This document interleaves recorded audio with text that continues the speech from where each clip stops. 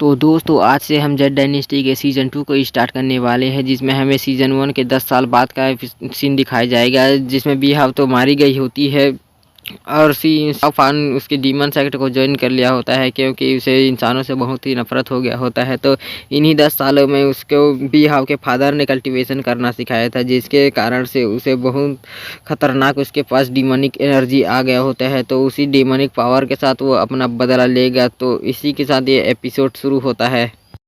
तो सीज़न 1 के स्टार्टिंग में हमें एक गांव का सीन दिखाया जाता है, जहां पर काफ़ी ज़्यादा तूफान आया होता है, इसलिए सारे के सारे लोग होटल में आकर पनाह लेने लगते हैं। वहां आने के बाद वह बात शुरू कर देते हैं, जहां सारे लोग का यह कहना था कि डीमन सेक्ट आपस में मिलते जा रहे हैं, ना जाने पीछे उनका क्या वजह हो सकता है। उन लोगों का ज़रूर कुछ ना कुछ प्लान हो सकता है।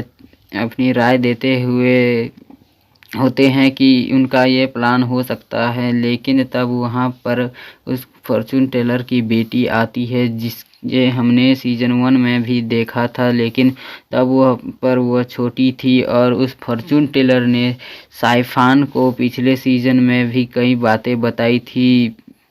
फॉर्चून टेलर की बेटी का नाम जई होता है। वह वहाँ पर सारे लोगों को शांत करवाते हुए कह रही होती है कि तुम लोगों को कुछ नहीं पता, आखिर डीमन सेक्ट आपस में क्यों जुड़ रहे हैं। उनके पीछे एक बहुत ही बड़ी और ख़ास वजह है। ये सारी चीज़ें 10 साल पहले शुरू हुई थी। तुम लोग नहीं जानते कि आखिर 10 साल पहले क्या हुआ था। अगर जानते होते तो तुम लोग आज ये सवाल नहीं कर रहे होते। तब वहाँ उस फॉर्चून टेलर का एंट्री होता है। वह कहानियाँ बताना शुरू हो जाता है कि आखिर 10 साल पहले क्या हुआ था, जिस वजह से ह्यूमन और डीमन के बीच इतनी बड़ी जंग हो चुकी है। वह इस बात से शुरू करता है कि 10 साल पहले सियाफान नाम का एक कमज़ोर डिसेबल था, जिसको एक डीमन सेक्ट की लड़की से प्यार हो गया था। वो दोनों आपस में बहुत ही अच्छे से रहने लगे जी।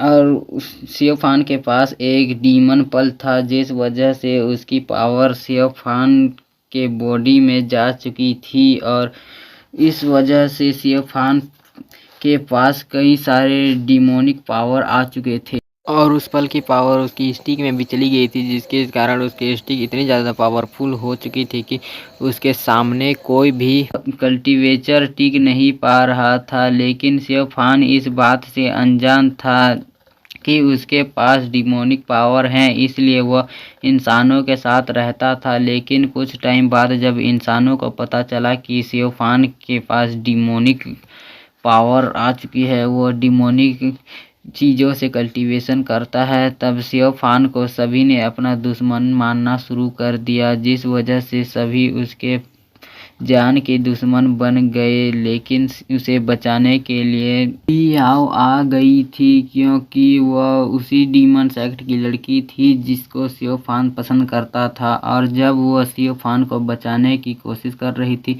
इस वजह से बीच में आने के कारण उसकी वहाँ पर डेथ हो जाती है। तो उसी का सदमा सियोफान भूल नहीं पाता। तो यही सीन के साथ हमारा ये एपिसोड यहाँ पर ख़त्म हो जाता है। तो मिलते हैं और एक न्यू वीडियो के साथ। Tata bye bye.